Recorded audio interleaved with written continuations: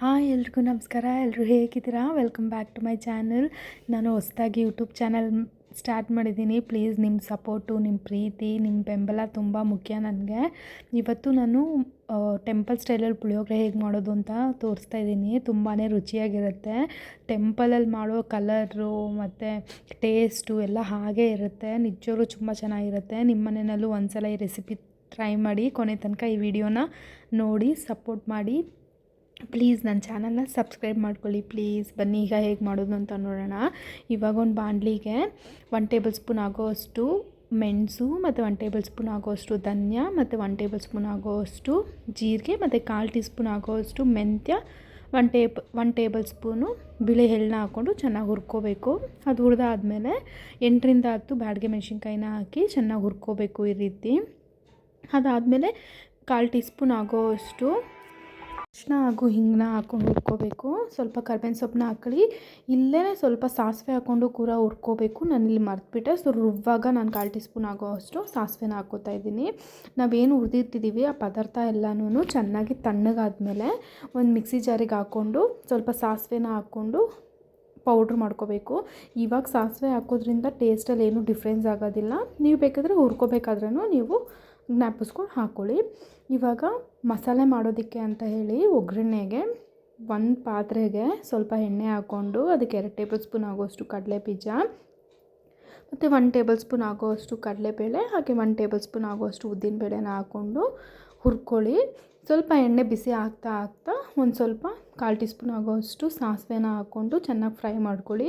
ಅದಾದಮೇಲೆ ಇಲ್ಲಿ ನಾನು 4ರಿಂದ 5 ಗೋಡಂಬಿನ ಹಾಕ್ಕೊಂಡು ಫ್ರೈ ಮಾಡ್ಕೊತಾ ಇದ್ದೀನಿ. ಹಾಗೆ ಒಗ್ಗರಣೆಗೆ ಅಂತ ಹೇಳಿ 2ರಿಂದ 3 ಒಣಮೆಣಸಿನ್ಕಾಯಿ ಮತ್ತು ಕರ್ಬೇವಿನ ಸೊಪ್ಪನ್ನ ಹಾಕ್ಕೋತಾ ಇದ್ದೀನಿ. ನಾನು ಇಲ್ಲಿ ಅರಿಶಿನನೂ ಹಾಕ್ಕೋತಾ ಇದ್ದೀನಿ ಹಾಗೆ ಹಿಂಗನ್ನೂ ಕೂಡ ಹಾಕ್ಕೋತಾ ಇದ್ದೀನಿ. ಸ್ವಲ್ಪ ಒಣ ಕೊಬ್ಬರಿನ ತುರ್ಕೊಂಡು ಕೂಡ ಹಾಕ್ಕೋತಾ ಇದ್ದೀನಿ.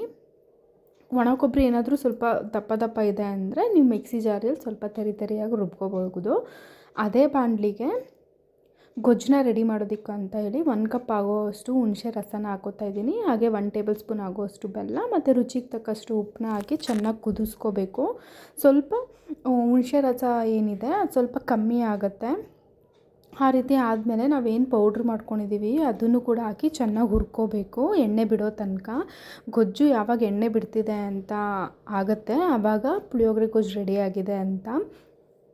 ಇದನ್ನು ಬೇಕಾದರೆ ನೀವು 2 ವೀಕ್ಸ್ವರೆಗೂ ಸ್ಟೋರ್ ಮಾಡ್ಕೋಬೋದು. ಈ ಗೊಜ್ಜನ್ನ ರೆಡಿ ಮಾಡಿ ಇಟ್ಕೊಂಡ್ರೆ ನಾವು ಯಾವಾಗ ಬೇಕಾದರೂ ಒಗ್ಗರಣೆ ಹಾಕ್ಕೊಂಡು ಕಲ್ಸ್ಕೊಂಡು ತಿನ್ಬೋದು. ಪುಳಿಯೋಗರೆ ತಿನ್ನಬೇಕು ಅನ್ನೋ ಟೈಮಲ್ಲಿ ನೋಡಿ ಈ ರೀತಿ ಸೈಡಲ್ಲಿ ಮಧ್ಯದಲ್ಲೆಲ್ಲ ಎಣ್ಣೆ ಬಿಟ್ಕೊಳ್ಳೋದು ಗೊತ್ತಾಗಿದೆ. ಇವಾಗ ಗೊಜ್ಜು ರೆಡಿಯಾಗಿದೆ ಅಂತ ಹೇಳಿ ನಾನು ಮುಂಚೆನೇ ಅನ್ನನ ಬೇಯಿಸಿಟ್ಕೊಂಡು ಆರಿಸಿಟ್ಕೊಂಡಿದ್ದೀನಿ.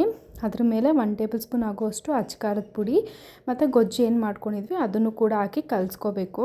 ಅಚ್ಕಾರದ ಪುಡಿ ಏನಕ್ಕೆ ಹಾಕ್ತೀವಿ ಅಂದರೆ ನಿಜವಾಗ್ಲೂ ತುಂಬ ಟೇಸ್ಟು ಡಿಫ್ರೆಂಟಾಗೇ ಬರುತ್ತೆ. ಅದು ಹಾಕೋದ್ರಿಂದ ಟೇಸ್ಟು ಎನ್ಹಾನ್ಸ್ ಕೂಡ ಆಗುತ್ತೆ. ಅಷ್ಟು ರುಚಿಯಾಗಿರುತ್ತೆ. ಬೇಡ ಅಂದರೂ ಸ್ಕಿಪ್ ಮಾಡ್ಕೋಬೋದು.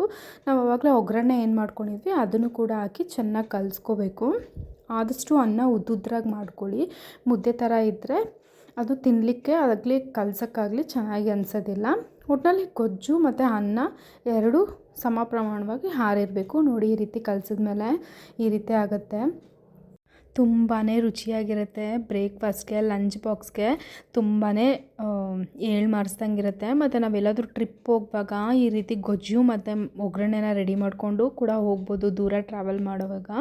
ಮತ್ತು ಈಗ ಕಾಲೇಜ್ ಹುಡುಗರೆಲ್ಲ ಏನಿದ್ದಾರೆ ಅವರೆಲ್ಲ ಬೇರೆ ಕಡೆ ಓದ್ತಿರುವಾಗ ಇದನ್ನು ಗೊಜ್ಜನ್ನ ರೆಡಿ ಮಾಡಿ ಕಳಿಸಿದ್ರೆ ಅವ್ರು ಪಿ ಜಿಲಾಗಲಿ ಮಾಡ್ಕೊಂಡು ತಿನ್ಬೋದು.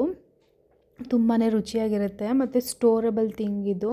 ಒಂದು ಗ್ಲಾಸ್ ಜಾರಲ್ಲಿ ಆಗಿಟ್ಕೊಂಡ್ರೆ ಗೊಜ್ಜನ್ನ ರೆಡಿಯಾಗೋಗುತ್ತೆ. ನೋಡಿ ಯಾವ ಥರ ರೆಡಿಯಾಗಿದೆ ಅಂತ. ತುಂಬಾ ಸೂಪರಾಗಿ ಆಗಿದೆ. ಪುಳಿಯೋಗರೆ ಮಾತ್ರ ನಿಜವಾಗ್ಲೂ ನಾವು ದೇವಸ್ಥಾನದಲ್ಲಿ ಹೇಗೆ ತಿಂತೀವಿ ಹಾಗೇ ಇರುತ್ತೆ. ನಿಮ್ಮ ಮನೆಯಲ್ಲೂ ಒಂದ್ಸಲ ಟ್ರೈ ಮಾಡಿ. ಈ ಹಬ್ಬ ಹರಿದಿನ ಪುಳಿಯೋಗರೆ ಮಾಡಿಕೊಂಡ್ರೆ ತುಂಬಾ ಒಂಥರ ಹಬ್ಬಕ್ಕೆ ಒಂದು ಕಳೆ ಬಂದಂಗೆ ಆಗುತ್ತೆ ಅಲ್ವಾ? ಯಾರಿಗೆಲ್ಲ ಈ ಅನುಭವ ಆಗುತ್ತೆ ಹೇಳಿ. ಈ ರೆಸಿಪಿ ಏನಾದರೂ ನಿಮ್ಗೆ ಇಷ್ಟ ಆದರೆ ಪ್ಲೀಸ್ ಲೈಕ್ ಮಾಡಿ, ಕಮೆಂಟ್ ಮಾಡಿ, ನನ್ನ ಚಾನಲ್ನ ಸಬ್ಸ್ಕ್ರೈಬ್ ಮಾಡ್ಕೊಳ್ಳಿ. Thank you for watching.